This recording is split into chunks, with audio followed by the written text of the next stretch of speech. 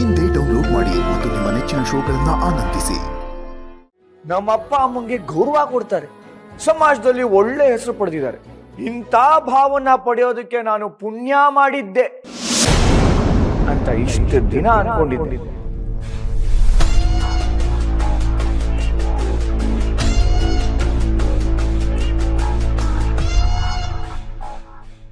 ಆದ್ರೆ ಭಾವ ಅನ್ಸ್ಕೊಂಡಿರೋ ಈ ಮಹಾನುಭಾವ ಇಂಥ ನೀಚ ಅಂತ ಇವತ್ತೇ ಗೊತ್ತಾಗಿದೆ.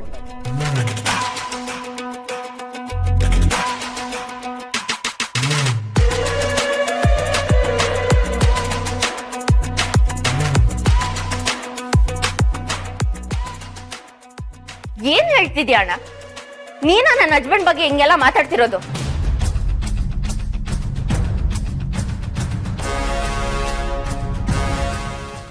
ಅಣ್ಣ, ನಮ್ ಕಾಲ್ ಎಳಿಬೇಕು ಅಂತ ತಾನೇ ನೀನ್ ಈ ತರ ಮಾತಾಡಿ ನಮ್ಮನ್ನ ಆಟ ಆಡಿಸ್ತಿರೋದು? ಆಟ ಆಡಿಸ್ತಿರೋದು ನಾನಲ್ಲ ಪುಟಿ, ಆಡೋದು ಆಡ್ಸೋದು ಎಲ್ಲ ಈ ನಿನ್ನ ಗಂಡ. ಅವನಿಗೆ ಚೆನ್ನಾಗಿ ಗೊತ್ತಿದೆ.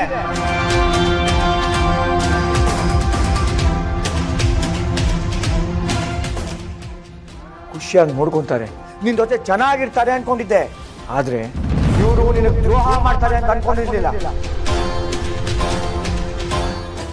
ನಿನ್ ಗಂಡನ ವಿಚಾರದಲ್ಲಿ ನೀನ್ ಮೋಸ ಹೋಗಿದೆ ಪುಟಿ.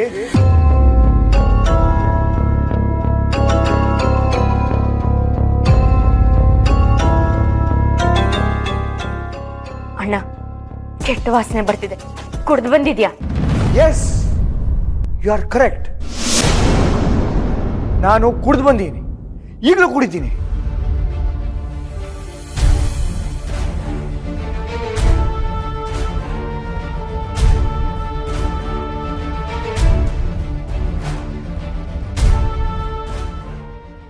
ಅಣ್ಣ, ಕುಡಿದ ನಶೆಯಲ್ಲಿ ನನ್ನ ಹಸ್ಬೆಂಡ್ ಬಗ್ಗೆ ಏನೇನೋ ಮಾತಾಡ್ಬೇಡ. ನಿನ್ ದಮ್ಮಯ್ಯ ಅಂತೀನಿ. ಆಗಿರೋ ನೋಗೆ ತುಂಬಾ ಕುಡ್ದೀನಿ ಪುಟ್ಟಿ.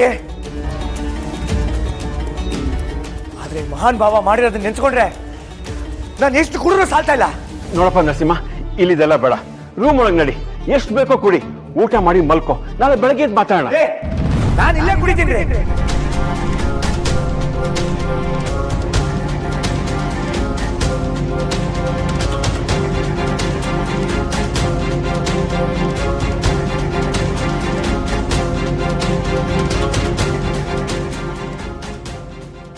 ಮಾಡೋದೆಲ್ಲ ಅನಾಚಾರ, ಮನೆ ಮುಂದೆ ಬೃಂದಾವನ ಅನ್ನೋ ವಿಷಯ ನಿಮ್ ವಿಚಾರದಲ್ಲಿ ನಿಜ ಆಗೋಯ್ತು ಬಾಬಾ.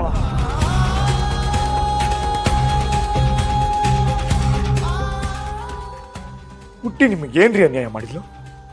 ಏನ್ ಅನ್ಯಾಯ ಮಾಡಿದ್ಲು? ಅವಳು ಬಾಳ ಯಾಕೆ ಆಟ ಆಡ್ತಾ ಇದ್ದೀರಾ?